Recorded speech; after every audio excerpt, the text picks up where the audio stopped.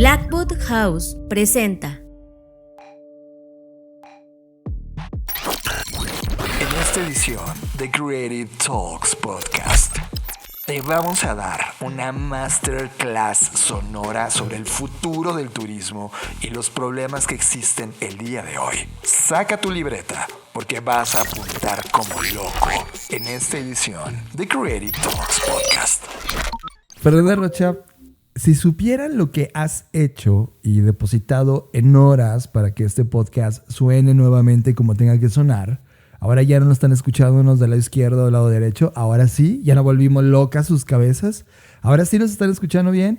Y justo cuando estábamos grabando el podcast, volvió a suceder. La computadora ahora simplemente, porque tenemos una computadora dedicada al podcast, simplemente dejó de funcionar.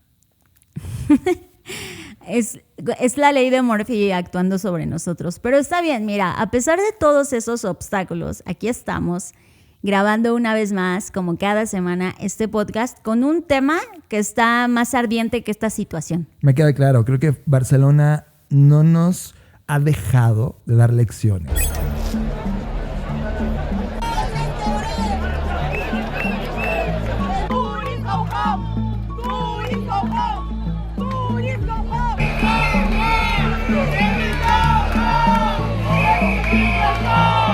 Restauration and hotels is the group that makes really big money, but all the people are in a very poor situation and they don't have enough money to live. That's a problem.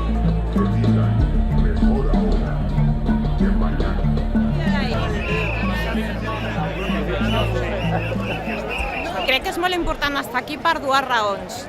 La primera és contra el model econòmic basat en un turisme massiu, perquè aquest model cada vegada ens fa més pobres i més dependents. I per altra banda té un efecte sobre el preu de la vivenda que ara mateix és un problema alarmant i angustiant pel conjunt de la població.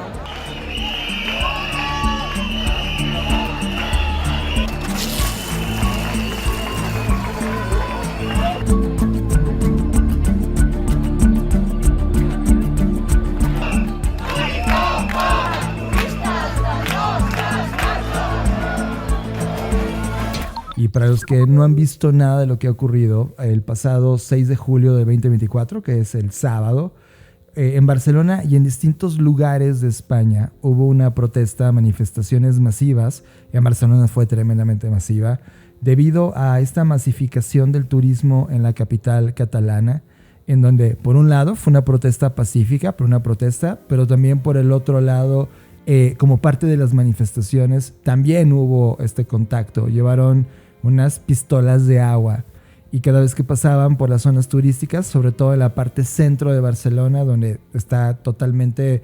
en la Rambla y en la Barceloneta, que fue donde más se notó esa presencia. Esa presencia, pasaban y le echaban agua a las personas que estaban turisteando, que estaban allí, y prácticamente lo decían en inglés, tourists go home. También con un tema también muy enfocado al turismo norteamericano, que estando en estos 3 meses en Barcelona pudimos notar que entre todas las llegadas de turistas eran quizá el perfil que tenía este descontrol y estaba de alguna manera masificando, en el mal sentido de las cosas, lo que estaba ocurriendo en Barcelona. Esta masificación, Fer, evidentemente nos llama totalmente la atención. Una, porque entendemos la localidad.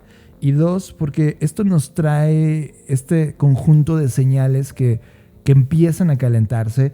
Hace 20 años fue la primera vez que yo a nivel personal vi el concepto de overtourism o el sobreturismo, en donde había ciertas ciudades en el mundo, sobre todo europeas, que ya estaban reportando desde hace 20 años, Fer, que estaban alcanzando estos niveles máximos de personas que llegaban a estos lugares de España, Grecia, Malta y Francia, que fueron los que comenzaron a dar esta señal de, oye, esto está pasándonos, y comenzaron a crear un movimiento que comenzaban a definirlo como movimientos fordistas, que era toda esta manera de entender la industrialización, ahora del turismo, muy a la Ford. Recuerden que el movimiento Ford tiene como ideal producir la mayor cantidad de productos posibles en el menor costo y tiempo posible para maximizar el precio y con eso alcanzar las ventas. Este movimiento fordista del turismo definitivamente impactó, pero ahora, Fer, este sobreturismo, esta congestión o hacinamiento debido a un exceso de turistas o turismo, lo que resulta en estos conflictos con los locales. La Organización Mundial del Turismo, la OMT, ha definido este concepto de sobreturismo como el impacto del turismo en un destino o partes del mismo que influye excesivamente en la calidad de vida percibida de los ciudadanos locales o en la calidad de las experiencias de los visitantes de manera negativa. Y Fer, he listado 9 puntos que han provocado este fenómeno y que definitivamente nos llaman la atención y que nos llevan a una reflexión importante para iniciar este podcast. ¿Quieres que comience con los puntos? No sé si comenzamos con los puntos o comenzamos un poquito más antes. Ya sé que pusiste sobre la mesa este concepto de overturismo o sobreturismo, pero aquí hay varios elementos sobre ese mismo concepto que justo un grupo de los que protestaron específicamente en Barcelona decía, es que no es un sobreturismo, sino una turistificación. Y creo que eso es muy importante porque, claro, quien mueve al turismo en el mundo le pone este sobreturismo tratando de minimizar un poco el impacto, ¿no? Diciendo, es que solo es mucho turismo, pero esconde muchas cosas, ¿no? Como que trata de meter el polvo abajo de la alfombra y por eso es importante nombrarlo, porque la turistificación es la puesta en marcha o la especialización de un territorio o ciudad en el sector turístico. Y esto conlleva este fenómeno, una serie de fenómenos e impactos sociales, ambientales, climáticos y laborales para las personas que habitan en estos territorios o en estos espacios.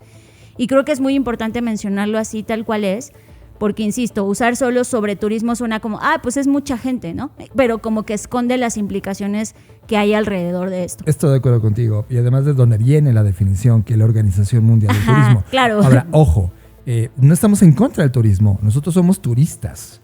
De hecho, también esa es otra aclaración y observación que quería hacer, porque y como los propios miembros, y voy a decir miembros de qué estoy hablando porque igual eso es importante, existe una asamblea de barrios por el decrecimiento turístico, en particular en Barcelona, y esta asamblea de barrios, como su nombre lo dice, están a favor del decrecimiento turístico. Ojo con esto, porque no es que estén en contra del turismo, y ya sé que estas imágenes de las pistolas de agua, que fueron las que más se difundieron, como siempre pasa con los medios que se vuelven amarillistas, manchando el movimiento solo por 5 pistolas de agua que hubo y se pierde todo lo demás.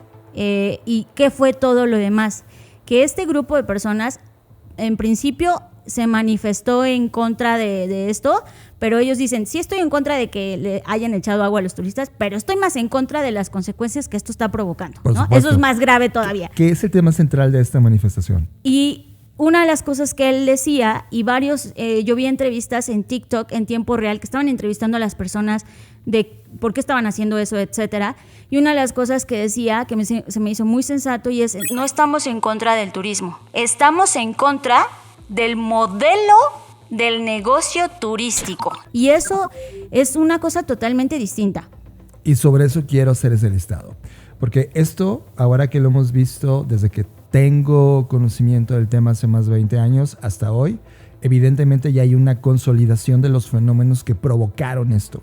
El primero son los gobiernos y las organizaciones de marketing turístico, que evidentemente, Fer, hablan sobre ese modelo económico. Y déjame detenerme aquí un segundo y decir, estamos en un tema complejo. Analicemos a fondo esta primera entrada. Primero, cada una de las personas que escuchan este podcast evidentemente viven en un lugar donde te das cuenta que hay un departamento de turismo en tu país. ¿Qué significa? Que el lugar donde vives, al menos estoy totalmente seguro que hay más de 5 o 10 lugares que son tremendamente increíbles, fabulosos, que provocan una derrama económica cuando el turismo los visita.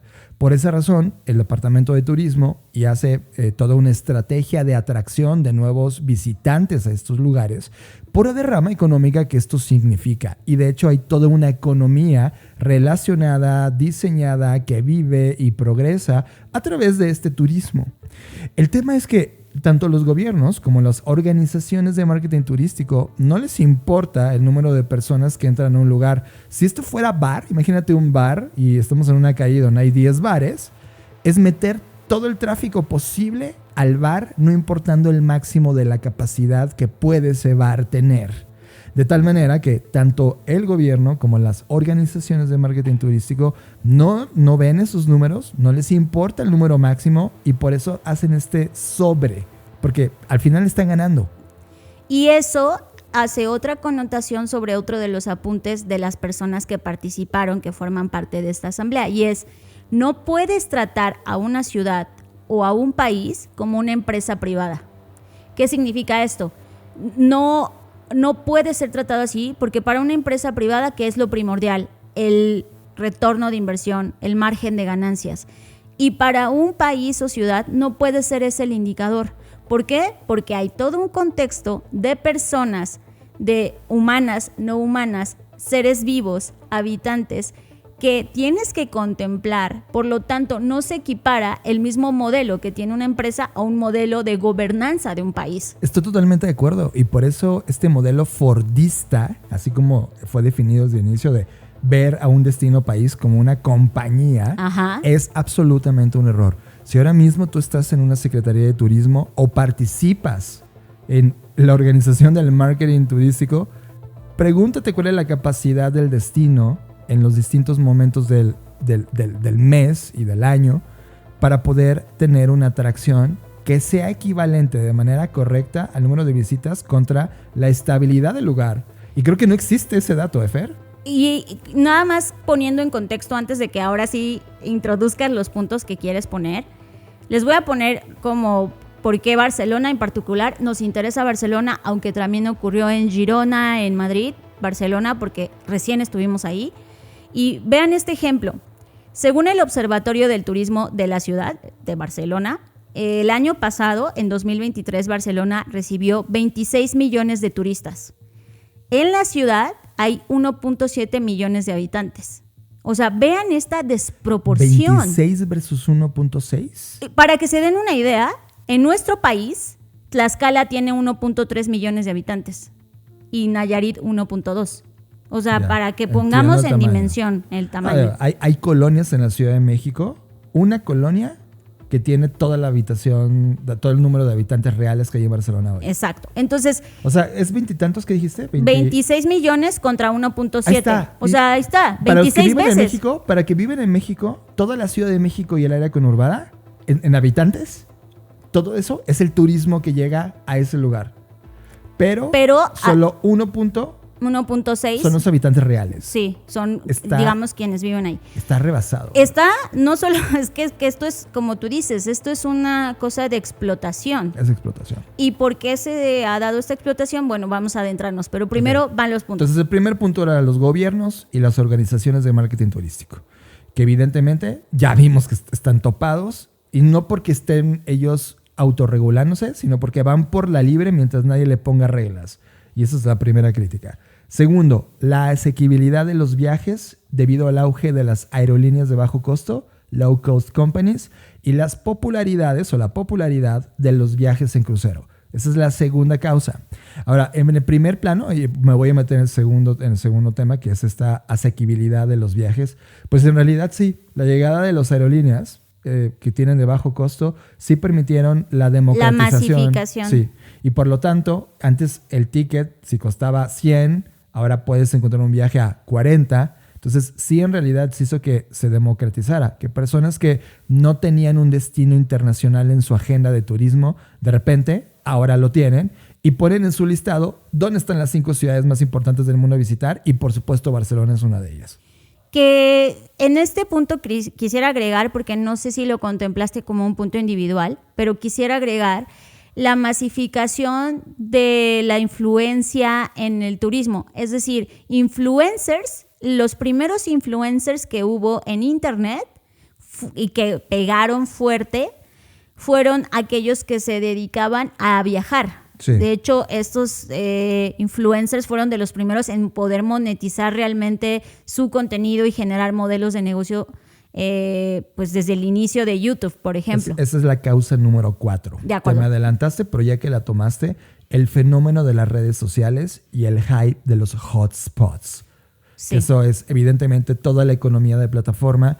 Esta es una de las consecuencias de esa economía de plataforma y de esa economía de la reputación generada en plataformas digitales, que son estas personas que visitan un lugar, maximizan los hotspots, la gente lo toma como un checklist de deseo de sus vidas y acude masivamente. Y como segundo punto añadido a esto, la publicación en contenidos como Netflix, ¿no? Como de visita los 10 lugares donde se grabó Game of Thrones. Esto también yo lo considero como parte de esta masificación mediática de los lugares a visitar en el mundo. Ok, como ya tocaste el tema 4, voy al tema 3, que me lo salté. La 3 es la mentalidad dominada por el deseo de crecimiento económico desmedido, lo que tú decías de esta industrialización del turismo o tratar a las ciudades destino como una compañía.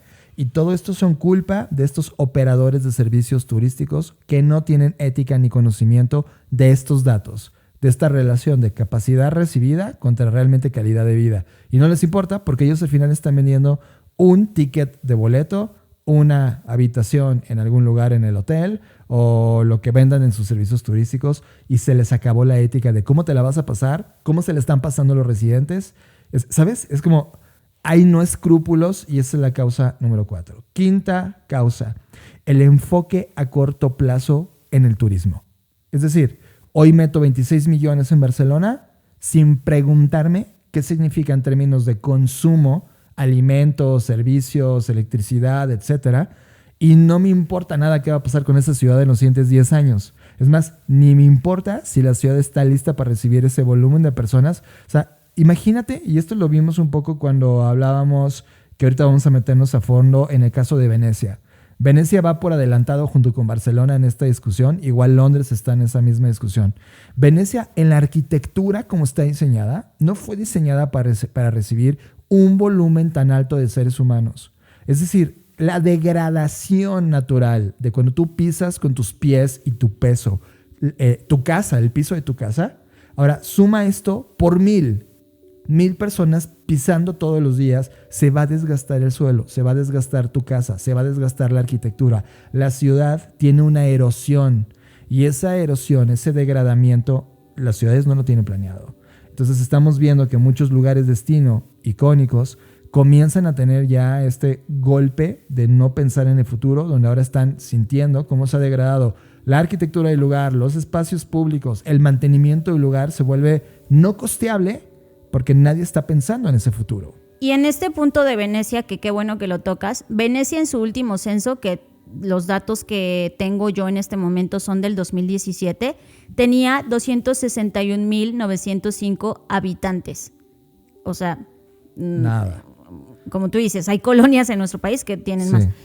Y recibía en 2022, que son como los datos más frescos, 3.2 millones de visitantes. De hecho, hay quien dice que en 2023 ascendió a 4 millones. Ya. O sea, es como tú dices, tu casa está pensada para que vivan 5 personas y de repente llegan 100,000, ¿no? Sí. Y es como, ¿dónde? Sí, pues, o sea, sí pasen, pero te van a devastar el lugar, nada más por el uso del lugar. Sí. Es lo mismo, el uso de la ciudad o el uso del destino requiere un mantenimiento tan brutal que el turismo está degradándolo, está depredando. Punto número 6, la competencia por servicios y comodidades locales, el caso Airbnb y los servicios de alojamiento. Sí, tenemos que hablarlo. En esta industria donde estamos parados tú y yo, Fer, y tú y yo presumimos y nos definimos como nómadas, creo que la capacidad de poder trabajar, colaborar, crear en cualquier parte del mundo se ha salido de control y es una crítica hacia nosotros mismos también. De, ok, vale, como nómada me puedo mover a un país. Puedo estar 3 meses, una semana, un fin de semana. Cualquiera que sea tu cantidad de espacio que quieras disfrutar ese lugar. Llegas, depredas, colonizas, porque además tratas de imponer tu estilo de vida al lugar Y muchos casos y mucho de la crítica que tú y yo y a veces la hacemos en broma es, llegan estos estadounidenses a un lugar y lo primero que hacen es buscar el McDonald's del lugar y es como de, güey, ni siquiera estás viajando bien, no te estás metiendo a la cultura, estás apropiándote y tratándote de que haya un McDonald's en cada lugar donde quieras visitar. Pues esta sobreindustrialización de estas comodidades locales por competencia de servicios, donde Airbnb, y tú y yo somos usuarios, Airbnb es un efecto secundario de que Airbnb le vaya tan bien y Airbnb cierra los ojos en términos de su responsabilidad de cara a qué significa la cultura de viajar. La verdad es que cierra los ojos y voltea a ver otro lado. O sea, es como, a ver, yo vivo de hacer mucho dinero en Airbnb, pero no me hago responsable de lo que sucede en la localidad. Y esto ya es un caso. Es como en el tema número 6 es compañías como Airbnb o todos los hoteleros que tienen la misma experiencia de hotel en todo el mundo no se hacen responsables de la localidad. Y eso es importante. 7, la industrialización de la experiencia. Y aquí se me hace una crítica a nuestra industria. O sea, si llegar a un lugar, Fer, o sea, llámalo Francia, llámalo España, llámalo donde quieras, Japón, hay una industrialización de la experiencia. Es decir, todo lo que hemos hecho en CX, la llegada de los usuarios llegando a un destino y elevado el nivel de calidad de la experiencia, claro que hace deseable ir a X lugar en comparación con quien no lo tiene. Voy a poner un ejemplo. La experiencia de Barcelona contra la experiencia de ir a Acapulco, aunque ambos tienen playa, aunque ambos tienen habitaciones de hotel, aunque ambos tienen comida, son dos experiencias distintas. También una de las responsabilidades del CX no es del momento durante la experiencia del cliente y la post-experiencia cuando se va. También creo que deberíamos agregar un nuevo círculo de la experiencia de la localidad en el antes, durante y después de cuando se vaya ese visitante. O sea, hay una corresponsabilidad. Que de hecho esa es la experiencia de los no clientes. Exacto. Que tú y yo hemos empujado como disciplina cada vez que hablamos de CX, pero cuando abres los libros y los dashboards de trabajo de CX en el mundo, no existe esa perspectiva del no usuario, no cliente. Y ahí tiene que evolucionar. La 8, la falta de control sobre las reservas turísticas, que es justo lo que decíamos al inicio. Es como, a ver, ¿cuánta gente cabe honestamente en este lugar? No lo saben. No saben cuánta gente cabe. Lo único que te dicen es 100% de ocupación en hoteles. ¿Qué significa? Estoy lleno. ¿Qué significa? No tienen ni idea. No saben si hay 7 millones de personas o 2 millones de personas. Simplemente ya no hay nada más que vender. Si esto fuera un aparador de Walmart, está vacío el anaquel. Pero no tienen ni idea qué significa. ¿A qué costo? Exacto. El costo, la distribución, el efecto de tenerlo vacío, ¿no? Es impresionante. Y la 9 y la última, la nueva percepción de la vida post-pandemia. Y eso es quizá lo que ha acelerado esto en los últimos 2 años. Tú y yo, cuando estábamos en pandemia y aventábamos los escenarios futuros de salir de pandemia, hablábamos de los Roaring 20s y que uno de los efectos de estos locos nuevos 20 iba a ser que la gente iba a querer viajar. ¿Por qué? Porque te diste cuenta de, puedo morir. Entonces, viva la vida, el cambio climático, todo es un caos, entonces voy a viajar, ¿no? Exacto. Toda la cultura YOLO ya llegó al fin. O sea, en términos de que, o sea, va a seguir. Me refiero al fin de las consecuencias que no podemos ignorar. A eso me refiero. Todo este tema de vive por última vez en tu vida, vive en el presente, solo tienes el presente. Querido ser humano, tenemos que hablar en serio. No es suficiente tener solamente una conciencia del presente. Es importante, sí, claro, vivir tu vida con la nueva percepción de la vida y la calidad, pero también tenemos que hacernos responsables de qué significa vivir en esa intensidad. Y de qué significa para las siguientes generaciones el nivel de depredación que estamos teniendo con todo. Y culturalmente, Fer, este nivel de depredación va muy ligado también al nivel que tenemos accesibilidad a cosas. Por ejemplo, esta generación que no puede comprar casas, que no puede comprar autos, pero sí está invirtiendo entonces diciendo, fuck you, es como, te voy a chingar economía, lo que sí puedo es viajar, viajo. Ojo, no estoy satanizando viajar, es como yo viajo. Pero tener esta conciencia de qué significa viajar a un lugar es lo que está pasando ahora. No hay una conciencia, no hay una cultura del viaje, solo hay un consumo masivo. Yo creo que todos estos 9 puntos que acabas de mencionar, podrías sintetizarlos en 4 grandes fuerzas de impacto. El impacto social. Esto significa la dificultad en el acceso a la vivienda debido al aumento de los alquileres y, por supuesto, la proliferación de apartamentos turísticos o de estos lugares como Airbnb o departamentos que dejan de ser residenciales y se vuelven turísticos. El desplazamiento de los residentes locales, gente que dice, ya es insostenible vivir aquí, no puedo pagar lo que paga un turista, no puedo costear mi estilo de vida y me tengo que salir. Que el fenómeno de esto es la gentrificación que hemos estado viendo. Por supuesto, esto es impacto social. 2, el impacto laboral. Y por un lado, es verdad, el sector turístico ofrece empleo y esa es una de las razones por las que se justifica su existencia, porque esto está relacionado con el aporte del turismo al Producto Interno Bruto y entre eso está, pues da o genera empleos. Y esto es verdad, porque por un lado, por ejemplo, en el caso de España, el aporte del turismo al PIB en los datos de 2022 es del 13.6% de su economía. Y es como, ok, pero la pregunta aquí no es si aporta al PIB, es si aporta al PIB, ¿a qué costo? Porque en este caso de, ofrece empleos, pero ¿qué tipo de empleo? ¿No? Porque hay mucha precariedad. Eso es a eso es lo que voy. Son condiciones laborales precarias, salarios bajos, en donde una persona que se dedica a otra cosa que no sea del turismo, si lo comparáramos, gana el doble o el triple que una persona que sí se dedica al turismo trabajando más. Y no solo me refiero a más horas o más tiempo, sino teniendo condiciones más precarias. Por lo tanto, sí genera empleos, pero ¿qué tipo de empleos? Y dentro de este impacto laboral también está la especialización del mercado laboral en trabajos mal remunerados. Porque muchas veces decimos, pues son meseros o esto. Y es como, tú crees que solo son meseros y lo minimizas porque sientes que eso no es una profesión formal, pero estas personas sí se tienen que capacitar en un montón de cosas técnicas, en un montón de cosas prácticas, que al final es conocimiento que termina siendo mal remunerado. El tercer impacto es el impacto en el espacio público. La masificación del espacio público y del transporte.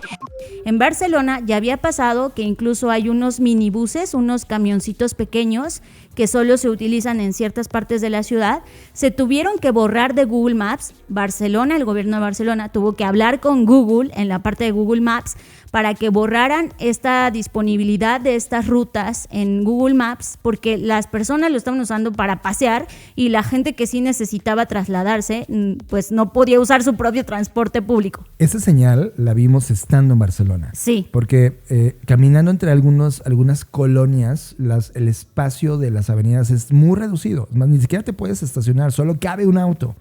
Por eso diseñaron o están usando para esas zonas, que muchas de estas zonas, por ejemplo, están en la subida, montaña, ¿no?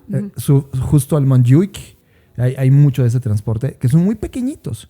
Entonces, caben adentro del autobusito unas 12 personas, sí, ¿no? Pero el turismo, o sea, está hecho para que los locales, imagínate una persona de alta edad que no puede subir estas pendientes, usa esta localidad de transporte y sube. Pues estaba el turismo utilizando esos y dejando y desplazando a los usuarios locales. Por eso el gobierno local dijo, por favor, Google, no incluyas estas rutas específicas dentro de la planeación de un viaje de una persona que no es residente. Y eso hace también, en este impacto del espacio público, una desaparición del comercio local que se sustituye por servicios turísticos. Esto es, si antes ese era una tiendita de abarrotes de Don Panchito, pues ahora ya no puede ser eso, ahora se tiene que dedicar a vender recuerditos o souvenirs. O te ponen un McDonald's porque llegó mucho norteamericano y en lugar de comer comida local, quiere McDonald's. Entonces, este desplazamiento, pues evidentemente forma parte de este espacio público que fue o está siendo impactado. El cuarto y último, desde mi perspectiva, es el impacto ambiental, que por supuesto no es menor. Aquí entra la contaminación generada tanto por aviones y cruceros, que pues eso evidentemente tiene un impacto grandísimo en la emisión de gases de efecto invernadero, y el aumento de las emisiones de CO2 debido a la actividad turística per se, ¿no? Todos los insumos, la logística y todo lo que tiene que ocurrir en el backstage del turismo, pues evidentemente contamina, adicional a la basura que se genera. O sea, en el caso, por ejemplo, que mencionabas de Venecia, pues se está teniendo problemas también con la administración de la basura, porque pues al ser esta cantidad exorbitante de personas transitando, como tú decías, este mal comportamiento de tirar la basura, no separarla o hacer lo que es todas las prácticas incorrectas, pues hacen que la gestión de esos residuos sea mucho más complicada, más difícil de ejecutar.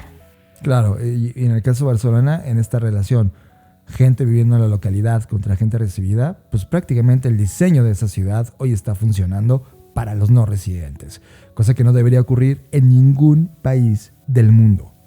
Ahora, voy a ir hacia 2 puntos ampliando la conversación. Voy a mencionar cuál ha sido la respuesta de las medidas que quiere el gobierno tomar, y digo quiere tomar porque esto no ha sido ejecutado legalmente u oficialmente, solo son palabras que han dicho quienes gobiernan, pero no está como que ya oficial, ¿ok? Son intenciones. El alcalde dijo que se va a eliminar las licencias para 10,000 alojamientos de estancias cortas, pero también al mismo tiempo, y aquí es donde dices, no están haciendo realmente nada, va a aperturar nuevas plazas hoteleras. O sea, por un lado está diciendo, no vamos a dejar que haya estancias cortas y vamos a castigar a todos los que tengan Airbnb, etcétera, pero por otro lado vamos a abrir más espacios hoteleros, ¿no? Entonces es como una contradicción de no estás arreglando realmente nada. También está una opción que ellos han llamado, es que a todo le ponemos nombre para que suene menos impactante en términos negativos. Turismo low cost. ¿A qué se refiere con eso? Pues que es un turismo que desde su perspectiva puede impactar menos, ¿no? Como no es de lujo, entonces es más asequible y las personas que están en contra de estas posiciones dicen, mira, aquí no se trata de turismo low cost o de lujo, sino que el punto acá es la cantidad de turismo exorbitante que es insostenible, ¿no? Claro. Otra propuesta es que va a haber un proceso planificado en donde quieren como ver si se puede imponer algún tipo de impuesto, algo que haga o intente desacelerar o intente impedir que la gente vaya, pero ya tenemos un caso que es en Venecia y en otras ciudades donde han aumentado, por ejemplo en Italia, en Milán, han aumentado y eso no ha frenado el turismo. O sea, y creo que eso en lugar de ser una medida es más bien una elitización del turismo, ¿no? Déjame meterme 5 segundos ahí. Venecia como caso me parece uno de los casos más exquisitos que hay en el mundo. Primero porque hay que aceptarlo, Venecia la vamos a perder. Es decir, inevitablemente con el cambio climático, Venecia se va a hundir. Va a hundirse. Es inevitable. Es una ciudad que arquitectónicamente fue diseñada para hundirse. O sea, es su destino final. Lo que estamos haciendo es prolongar la agonía de Venecia. Lo que Venecia está enfrentando en esa agonía es, por adelantado, muchos de los proyectos o experimentos que podrían solucionar el problema de Barcelona, por ejemplo, o de estas ciudades. Ahorita que llamó mi atención, como tú mencionas, Fer, dentro de los aranceles especiales que están haciendo, es este pago de 5 euros tan solo por entrar a la ciudad. Entonces tú tienes que registrarte en una página. Quiero suponer, porque no lo he jugado físicamente en el lugar, hay que verlo cómo funciona. Quiero suponer que al día deben de tener una capacidad máxima de Venecia. Entonces, en el futuro inmediato, Fer, tú cuando quieras visitar una de estas ciudades, vas a tener que ver si hay disponibilidad de acceso para personas. Que eso es, por ejemplo, lo que hizo en México en las Islas Marietas, ¿no? En donde... O hierve el agua. Pero hierve el agua o estuvo un rato cerrado. Por lo mismo de que se depredó. Pero me gusta poner el ejemplo de las Islas Marietas porque tienen un tope límite de visitantes posibles al día.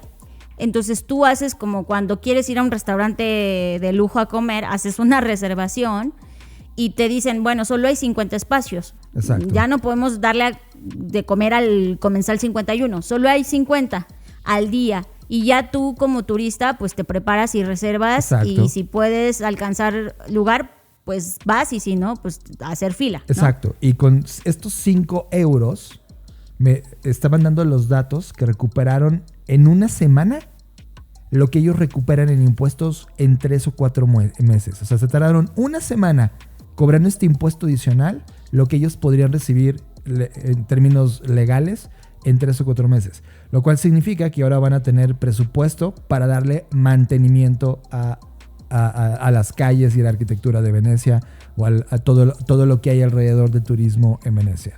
Que ahí, ojo, entra otro tema que es importante en Venecia. Como tú dices, al prolongar esta agonía, una de las cosas que se ha hecho es que han colocado una especie de diques o de bloques para que las mareas no entren con la fuerza natural del mar y eviten así o traten de aminorar las inundaciones que hemos visto en los últimos años. Sí, el fenómeno de la marea alta o la agua alta. El problema con esto es que, y por qué estoy tocando este tema, es que Venecia se vio envuelta en un caso muy fuerte de corrupción y de desvío de fondos al construir esta obra, que además de ser muy costosa de construir y todavía ni se termina, es muy costosa de mantener y muy costosa de ejecutar. O sea, su operación y su mantenimiento son muy costosos.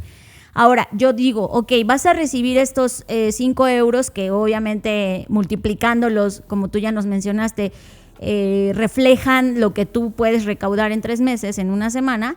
Eso está bien, pero el tema es quién se va a asegurar, y aquí otra vez entran temas humanos de la corrupción, de que no haya un desvío de fondos y digas como que a Chuchita la bolsearon y no uses eso en pos de los habitantes y no en pos de turistificar más, porque a eso voy. Incluso los propios habitantes de Venecia hicieron una burla, una parodia de un mapa de Venecia que se llama Venice Land, comparando esto con Disneyland. A eso voy, y aquí me voy a detener otros 5 segundos para plantear un escenario futuro, porque esto que está pasando en Venecia me parece un laboratorio fascinante, digno de crítica y análisis. Este Disneylandia veneciano, está bien dicho, espero, el convertir, que es la crítica que estamos haciendo, un destino en una compañía privada. O sea, Fer, haz cuentas. O sea, es el número de habitantes contra el número de visitantes. Si esto es una compañía, es como de saca a los habitantes ya. Ponemos diques alrededor de Venecia, yo los pago, me llamo Disney, ¿no? Y compro el primer Disney territorio real. O sea, estoy poniendo un escenario donde una compañía, no un estado-nación, dice, no se preocupen, vamos a crear una nueva categoría de Patrimonio Preservado de la Humanidad. Imagínate ese nombre, Patrimonio Preservado de la Humanidad. Pero no lo pueden mantener los gobiernos, entonces hay que expulsar a las personas que viven ahí para que sean nuestros empleados. O sea, solo pueden vivir empleados y turistas. Pero yo como compañía me encargo de preservar la Venecia como tiene que ser, como el humano quiere recordarlo. Y entonces se convierte en un negocio. Estamos en la entrada de que la idea de esta existencia de ciudades, patrimonio preservado de la humanidad, se privaticen. ¡Wow! Me da miedo pensarlo, pero es justamente con estas señales que empezamos a ver de personas que están diciendo, oigan, esto se está moviendo para allá y no nos vayan a hacer estúpidos con lo que está ocurriendo. Sí está ocurriendo. Sí, como tú dices, el desplazamiento de los habitantes, y ahí ya pusimos ejemplos del extranjero, ahora mirémonos hacia adentro y veamos nuestro país. Lo que está pasando con la entrada, sobre todo de población estadounidense a nuestro país, en las colonias que ya hemos mencionado en otros episodios, como son la Roma, Condesa, Juárez y aledañas, ha provocado todos estos efectos que he mencionado: el impacto del espacio público, el impacto ambiental, el impacto laboral y el impacto social, con el pretexto también de que nuestro gobierno dice que esto es parte de la entrada del turismo y claro, que nosotros somos un país que recibe a las personas con los brazos abiertos. Claro, ¿no? Lo mismo le está pasando a Medellín también. Es correcto, fenómenos... o sea, esto... Estamos analizando el caso ahorita en Barcelona porque es lo que estuvo en los medios y todo eso, pero también evidentemente no estamos exentos y está ocurriendo en otras partes del mundo, incluyendo a nuestras naciones. ¿Por qué? Porque, como tú decías, John, la publicidad que se le ha hecho a nuestros países lo que se cuenta, etcétera, incluso a pesar de como las cosas malas, y hablo de las cosas malas, por ejemplo, en Barcelona, que se hizo esto de que roban en el metro, en México del narcotráfico, pero eso no ha impedido la llegada del turismo o de la turistificación. Y bueno, seguro, y no sé, John, si es el momento indicado, ya tú me lo dirás, seguro la gente que nos está escuchando pues ha de estar diciendo, sí, que prohíban la entrada, y otros han de estar diciendo, no, pues es que no la pueden prohibir porque al final del día son ingresos para el país y eso afectaría a la economía. Y hay quienes están diciendo, sí, fuera los estadounidenses, ¿no? A ver, yo quiero poner en la mesa o plantear algunas soluciones que no son mías, son soluciones que han propuesto estas mismas asociaciones que están en contra, ya les dije, no del turismo, sino del modelo de negocio sobre el cual opera hoy el turismo. Yo tengo una que voy a proponer después de escuchar lo que traes ahora. Ahí van. El primero, y me encanta, es el de crecimiento turístico planificado, que es, no es que desaparezca el turismo, no es que ya cierren sus fronteras y ya nunca más nos dejen entrar a otros países, sino reducir de manera planificada y gradual la cantidad de turismo en la ciudad. Esto me parece una excelente propuesta, porque aquí se tendrían que analizar todas las variables, costo-beneficio, no solamente para los ingresos y para quien hace negocio de esto, sino para los habitantes. Se podría, como tú dices, calcular cuál es el efecto o la cantidad mágica, el número mágico, el número óptimo de personas que puede recibir un lugar en ciertas temporadas o a lo largo del año. Y con eso se podría planificar los ingresos, porque esto sería incluso benéfico para la planificación estratégica de los presupuestos de un país o de una ciudad. Porque si tú sabes que, no sé, en tu ciudad puedes recibir máximo con los cálculos a 100 personas diarias, voy a poner un ejemplo, entonces tú sabes que vas a tener asegurados esos 100 personas en ingresos, lo que implica su hospedaje, su alimentación o lo que sea que vayan a hacer en la ciudad. Es que el diseño turístico también aplica para el diseño de circularidad. Déjame poner una cosa importante sobre el degrow, que es lo que está planteando de crecimiento, el de crecimiento. Y tiene que ver con la cultura de viajar. Y no solamente es, compras un ticket y estás viajando, sí, pero traes cultura de viaje. Nadie nos enseñó a viajar. John, y aquí quiero aprovechar mencionar un escrito que hizo Irene Vallejo en El País, que me parece que describe perfectamente lo que tú estás mencionando. Dice así: viajar no es difícil, lo difícil es atreverse a habitar la extrañeza. Visitamos países y paisajes, calles y templos, construcciones sostenidas por un andamiaje de conceptos y un urdimbre de deseos. En todo lo que miramos anidan símbolos. No basta pasear los lugares, hay que pensarlos. El auténtico viaje exige migrar de nuestras arquitecturas interiores y ablandar el caparazón perezoso de los tópicos. En nuestras tercas cabezas hay marcos mentales que no vemos, porque los confundimos con lo evidente, lo lógico, lo natural. En realidad, todos somos estrafalarios, acostumbrados a nuestras rarezas, las hemos bautizado como normalidad. Absolutamente de acuerdo. Y describe exactamente lo que está pasando. Justo, porque esta herencia que tenemos del sistema capital que nos ha engendrado nos hace creer que turismo es igual a depredación, que turismo es igual a extraer. Esta cultura extractivista que hemos heredado del sistema capital hace que nos comportemos como invasores, no como visitantes. Exacto, sí, invasores, consumidores, explotadores. Sí, explotadores, extractivistas, como mencionas. Y ojo, Fer, aquí viene un quiebre de sistema. Para lograr ese decrecimiento, para lograr que se logre normalizar y estar respetando el número de personas permitidas equilibradas en algún lugar y que ese número se sostenga en el año, necesita cambiar el sistema por completo. Déjame lo pongo en la mesa esta tarjeta. ¿Cuáles son los momentos de mayor pico turístico? Cuando todo mundo tiene al mismo tiempo vacaciones. Y las vacaciones están diseñadas en función de cómo funcionaba el mundo en la era industrial. Así es. Y por lo tanto, en ese degrow, y para que funcione, necesitamos romper el orden industrial de las cosas, lo cual significa que no todo mundo se puede ir en verano, que necesitamos un diseño de cuándo podemos visitar sí o no. Si hay un lugar donde hoy permite 100 personas, pero en cierto momento del año solo 40, porque está en un ciclo de recuperación, no de explotación.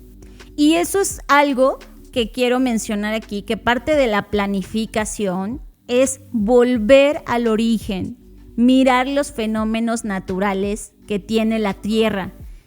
Tú seguro lo recuerdas, porque ahora ya no es tan evidente. Antes veíamos las estaciones muy claras. Primavera, verano, otoño, invierno. Al menos entiendo que no en todo el globo, porque en algunos países solo ven primavera e invierno, pero vamos a hablar de las estaciones. Y eso es porque hay un ciclo natural en la naturaleza. Y la naturaleza no siempre está en un momento de explotación. Tiene periodos de recuperación y descanso. Entonces, allí están los aprendizajes. Sí. No es como que, ay, pero es que nadie nunca lo imaginó, ¿no? Como este meme de pretends to be shocked. Es como, no finjas que te sorprendió. Eso me lleva a mi propuesta específica. Para visitar, tenemos que ver los movimientos turísticos. Hay ciudades que sí, en su mejor momento pueden recibir 100, pero un movimiento turístico donde se está recuperando la ciudad solo admite 20. Y eso es algo que no estamos acostumbrados, que no existe en nuestra economía, no existe en el diseño económico capital. Al contrario, en el diseño económico de capital es mantén todo el tiempo 100 de inicio y si se puede el año que viene 120. Claro, y a eso me refiero con este decrecimiento turístico planificado, donde implementas políticas para limitar el número de visitantes, pero también para que eso mache con la capacidad de alojamiento, la capacidad de tu infraestructura, el coste de la misma, porque no es lo mismo que recibas, como tú decías, visitantes en invierno que sabes que van a usar la calefacción, que sabes que van a explotar los recursos más que en otros momentos. Entonces, de plano, ahí está. Ahora, diversificación de la economía. Porque como el pretexto es, pero esto genera dinero, pues entonces no solo apuestes por el turismo, dedícate a diversificar tu economía. Sí, fomenta el desarrollo de sectores distintos al turismo, más compatibles, y esto me encantó, y esto lo mencionaron ellos, más compatibles con la vida y el medio ambiente. No solamente con la vida de las personas o de los organismos, que no son humanos, sino también del medio ambiente. Y eso es algo que vamos a hablar al final sobre el diseño centrado en la vida, pero no solo en la vida de las personas. Y dentro de este mismo punto está promover industrias sostenibles que ofrezcan empleos de calidad y mejor remunerados. Porque como tú dices, si no cambiamos en esencia la infraestructura sobre la cual está soportada el turismo, pues no va a cambiar nada. Solo van a ser medidas como de una bandita o un curita. Siguiente, regulación de alojamientos turísticos. Sí, se necesita reducir el número de licencias o de permisos o como sea en cada región, en cada país, en donde haya un número y justo este número sería calculado con base en lo que ya mencionamos anteriormente y ese número debería ser el máximo de 100% de propiedades, el 80% se va a quedar para residentes y solo el 20% se puede usar para turismo. No puedes depredar y decir, pues 80% para el turismo, porque entonces expulsas a tus propios habitantes.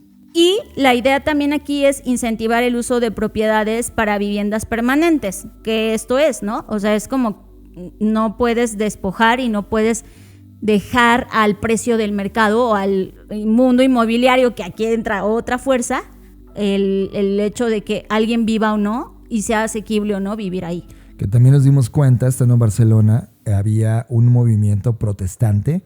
¿Te acuerdas de lo que pasa en las Islas Canarias? Claro. Personas que ya habitan un lugar y que habitan un lugar paradisiaco porque tuvieron la visión y la fortuna y el diseño de vida para poder tener esa propiedad. Pues ahora el Estado mismo está despojándolos de sus territorios porque le interesa al Estado convertirlo en una zona turística. Y a eso se refiere esto. Es como, una vez que ya diste la licencia de que esto va a ser una casa, no puedes llegar y decir, ya no, siempre no, ahora va a ser una zona turística. Exacto. Y que eso, por ejemplo, en nuestro país nos pasa en ciudades específicas de turismo como Cancún. La zona turística de Cancún, muy bien, se ve increíble, pero visita Cancún real y es donde está esa infraestructura, donde está esa calidad de vida. Están desplazados. Y esto se correlaciona con la protección al comercio local, apoyar y proteger a los negocios locales que sirven a los residentes, porque esta infraestructura, si el residente tenía productos frescos porque compraba en la tienda de la esquina o en la tienda de alimentación de la esquina y tenía acceso a precios justos con productores locales y de repente eso se quita y ponen, no sé, un Oxxo, es como, pues ya estás sacrificando ahí un montón de cosas, a eso se refiere. Ahora también aquí fomentan o quieren restringir la apertura de comercios exclusivamente orientados a los turistas, donde, sí debe haber tiendas o locales que sirvan a los turistas, pero no deben ser más de los que sirven a los locales. Mejora del espacio público, implementar medidas para evitar la masificación del espacio público en términos de su uso y su explotación, ¿no? De daños y todo este tema. Medidas ambientales, reducir la contaminación causada por el turismo, especialmente, insisto, aviones y cruceros, promoviendo prácticas turísticas sostenibles y ecológicas, que aquí es donde entra lo que tú mencionabas de la economía circular. O sea, aquí también entran otras ideas de modelos que deberían de ser mucho más sostenibles, en donde la infraestructura y los insumos estén pensados en eso.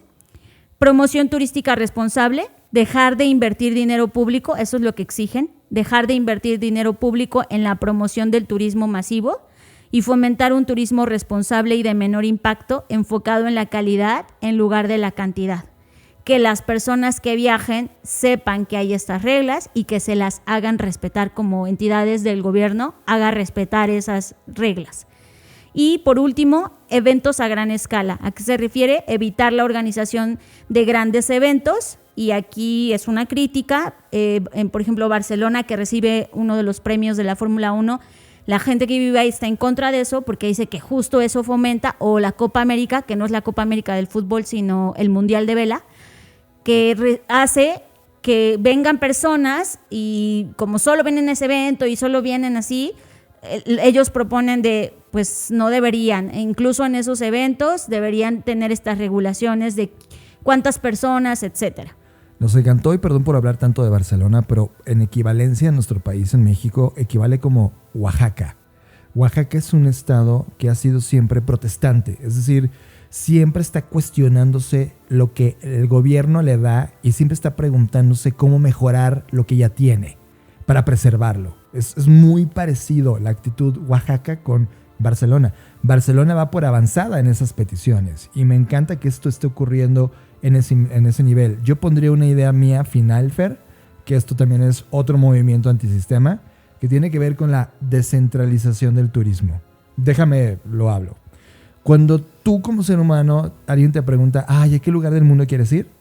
Vas a decir Japón. El top 5 de lo que todo el mundo quiere visitar. Claro. Japón, París. Exacto. Londres, Nueva York, ¿no? Etcétera. Y eso ya es un cliché. Es un cliché desarrollado por la cultura que tenemos, por la influencia del marketing, etcétera, las películas que se grabaron ahí, etcétera. Ok, ya está. Fue construido en los últimos 50 años. Por eso hablo de la descentralización.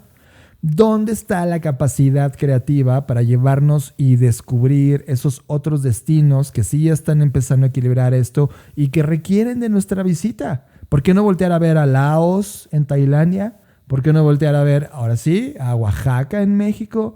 ¿O meternos a playas sudamericanas? Bueno, Oaxaca no, porque está teniendo este mismo problema de turistificación. No es un gran ejemplo. Lugares, pero sí te entiendo. Ahora, quiero poner aquí un punto sobre esto que mencionas. Esto que mencionas, en el origen de los pueblos mágicos en México, ese era el objetivo. Y lo pongo entre comillas porque el objetivo era que las personas conocieran estos pueblos, con esta connotación de pueblo mágico, esta etiqueta, pueblos que no eran tan visitados y promover el turismo hacia allá. Me queda claro, estuve ahí mismo, estuve dentro de esos proyectos. ¿Qué fue lo que pasó luego, con eso? Sí, se desvirtuó porque se volvió político, económicamente atractivo para llevar a cualquier otro lugar. Entonces ahora todos son pueblos mágicos. Entonces se pierde esa esa esencia. idea. Entonces, Yo hay que creo, descentralizarlo. Yo coincido contigo, John, pero creo que antes de descentralizarlo, porque ¿qué significa descentralizar? Llevar el turismo a otros lugares. Sí, distribuirlo. Creo Eso es como la comida en el mundo. Está tan centralizada que hay mucho desperdicio y caos. Sí, Lo que pero necesitas es regarlo mejor. lo entiendo y coincido, pero insisto, antes de distribuirla, tienes que arreglar esto que está ahorita pasando. Sí, porque va a si tardar la décadas. distribuyes con esos mismos sesgos, ahora vas a depredar más lugares. 100%. Y Ah. es un sistema conectado. El sistema inicia tú como ser humano cuando viajas a un lugar, ¿con qué actitud vas? ¿Con esta cultura de turista o solo vas a depredar? Porque traes dinero, porque ahorraste. Entonces eso te da el derecho de ponerte borracho, contaminar, hacer todo lo que tengas que hacer allá, que no harías en tu lugar de origen. Entonces eso es lo primerito. Lo segundo es ver estos fenómenos. ¿Qué significa yo visitando ese lugar y el impacto que voy a tener en ese lugar? Algo que me impactó mucho de la cultura japonesa, por ejemplo, Fer, y que lo ves mucho en eventos masivos donde los japoneses van. Los japoneses, al lugar al que van, limpian el lugar al que fueron. O sea, van a estadios, por ejemplo, a ver espectáculos y levantan la basura y se la llevan y dejan limpio el estadio como lo encontraron. Tú vas a cualquier otra cultura y dejan el cagadero en el lugar. Eso marca dos sentidos culturales distintos, Fer. Apuntando hacia allá, además de lo que ya mencionamos, de crecimiento turístico planificado, diversificación de la economía, regulación de los alojamientos, protección del comercio local, mejora del espacio público, medidas ambientales, promoción turística responsable y eventos a gran escala, reducción de estos, vamos a ver esto hacia dónde apunta, porque aquí hay un patrón, y el patrón para mí es que todo esto es lo que sí contempla el diseño centrado en la vida o el Life-Centered Design. Tema, Fer, que estaremos hablando en la siguiente edición de Creative Talks Podcast, porque va unido. Estás procesando Creative Talks Podcast con Fernanda Rocha y John Black. Esto es más bien como una maestría sonora. O sea, si este podcast conoces a alguien que está metido en la industria turística, tienes que recomendarle ya esto.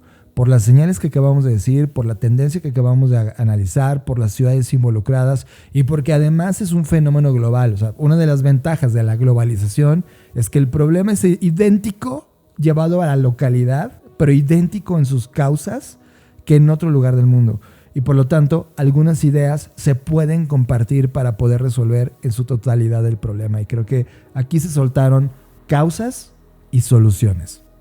Sí, y posibles alternativas de esto, que al final nos damos cuenta de una cosa importante. No es posible arreglar este problema de manera simple, porque esto es un problema que comienza a ser un problema complejo. ¿Por qué? Porque está interrelacionado con otras cosas como económico, el tema del trabajo, el tema de la gobernanza, el tema de los intereses privados. Es decir, hay muchos hilos entretejidos. Entonces es imposible decir, pues prohíban, no es tan sencillo. O cierren las, ¿cómo se dice? Las fronteras, tampoco es tan simple. O cobren la entrada. Sí. No se va, lo que quiero decir es que no se va a arreglar con una solución Sí, o con una idea. No es un tema prohibicionista. No, y tampoco no es tan sencillo. No es como que con una cosa que ejecutes se va a arreglar. No, tienes que cambiar sistémicamente las cosas que ya mencionamos aquí en esta edición. Y creo que este es un gran ejemplo de lo que está pasando en otros fenómenos, en donde nos estamos llevando o hemos llegado al límite, como tú decías, John, en donde ya estamos viendo las consecuencias que tú decías de hace 20 años y exactamente yo me acuerdo hace 20 años haber visto, no me acuerdo si en la televisión, seguro fue ahí, donde Francia era de estos primeros lugares que estaban hartos. Yo me acuerdo mucho de ver en las noticias, sí, ¿no? Que ya no querían recibir turismo hace 20 años. Sí. Que Francia es otra de las ciudades que está en este listado y que ahorita con el tema de las Olimpiadas está lo peor. Pero fíjate que Fer, en 1963, solo para dejar esos detalles de cómo la humanidad no hace caso omiso. 1963, Walter Chrysler publicó la primera vez un documento sobre los efectos negativos del turismo a futuro. 1987, casi 20 años y cachito después, Jos Crickeford siguió con el tema y publicó algo del turismo internacional y el aumento del turismo internacional. Fue en el 2016 cuando la OMT, la Organización Mundial de Turismo, dio un dato, Fer, que evidentemente nos tiene donde estamos hoy. Para 2030 va a haber 1.8 mil millones de turistas viajando al año. Fer, esto no se va a detener.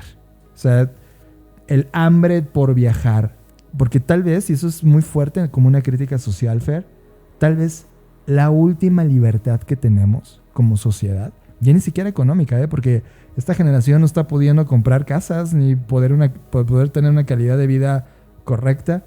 La última libertad es viajar a donde se te plazca. Yo lo entiendo. Y al igual que este grupo de personas, que además yo admiro cuando la gente sale y reclama, porque para mí es una señal de que no estamos cómodos con lo que está pasando. Y eso ya es un avance. O sea, cuando decimos es que nada cambia. No. Sí está cambiando. Porque si no estuviera cambiando, nadie saldría a la calle a quejarse de nada. Claro que está cambiando. Y me gusta que las personas sean críticas y salgan a exigir cosas que son derechos universales. O sea, no es que estén exigiendo que les den algo que no les corresponde por derecho, por simplemente existir, ¿no? Creo que aquí es donde eso me da esperanza, porque estas fricciones que está provocando, en este caso el turismo, que es de lo que estamos hablando, apuntan a que podemos cambiar. O sea, este es el preámbulo del cambio. Cuando hay inconformidad, cuando hay incomodidad, y desafortunadamente, como tú lo mencionabas, con estos documentos que acabas de comentar, no reaccionamos o no hacemos caso hasta que ya tenemos la soga en el cuello, cuando ya pareciera que... Ya nos desplazaron de donde vivíamos, donde ya cuesta 400% más lo que antes pagábamos. Exacto. Donde ya no aguantamos al que llega extraño en tu calle, en tu vecindario, porque ahora se meó en la calle, ¿sabes? Sí. Ahora, que eso es lo que habría que no llegar a esos puntos, ¿no? No habría que llegar, como dicen, a los golpes para darse cuenta que estaba mal. Pero bueno, se está haciendo algo. Creo que estas son señales insisto, de esta fricción y de este cambio que hay que hacer porque es insostenible con el tiempo, y que también son problemas de la globalización. O sea, si nunca nos hubiéramos globalizado, pues no tendríamos estos problemas. Lo que quiero decir es que cada cosa nueva, cada nueva era que vivimos trae consigo nuevos problemas. El problema que tenemos como humanidad es que no los anticipamos y nos hacemos los sorprendidos de ay, ¿cómo me dices que el turismo va a provocar efectos negativos cuando ya hubo alguien hace 20 años que te lo dijo? O sea, sí, o en los 60s del siglo pasado. Y creo que ese es el punto. Si seguimos así, nada más reaccionando y poniéndole curitas a todo, vamos a seguir heredando estos problemas a las siguientes generaciones. Tenemos a Daniel Pardo, que es miembro de la Asamblea de Barrios por el Decrecimiento Turístico que hablabas, que justamente habla sobre las razones de las manifestaciones masivas que hicieron esta masificación del turismo y este proceso de turistificación que existe hoy, en una entrevista para France 24. Bien, se trata de toda la serie de impactos, tanto sociales como ambientales, climáticos, laborales, que el proceso de turistización, que sería la especialización de un territorio o ciudad en el sector turístico, conlleva para todas las personas que vivimos en esos espacios. Entonces, empezando por las sociales, la primera la has mencionado, es la dificultad en el acceso a la vivienda. Cada día diferentes vecinas y vecinos de los barrios de Barcelona son expulsadas de sus hogares porque no pueden asumir el altísimo costo de los alquileres. En este aspecto, o sea, en este tema hay otros factores, pero desde luego la turistización, la proliferación de apartamentos turísticos y otros alojamientos turísticos es central. De igual manera, podemos hablar de que al especializarse la ciudad en el sector turístico, también se especializa el mercado laboral, cuando el mercado laboral en el sector turístico es de los peores en cuanto a condiciones laborales y a salarios de la ciudad de Barcelona.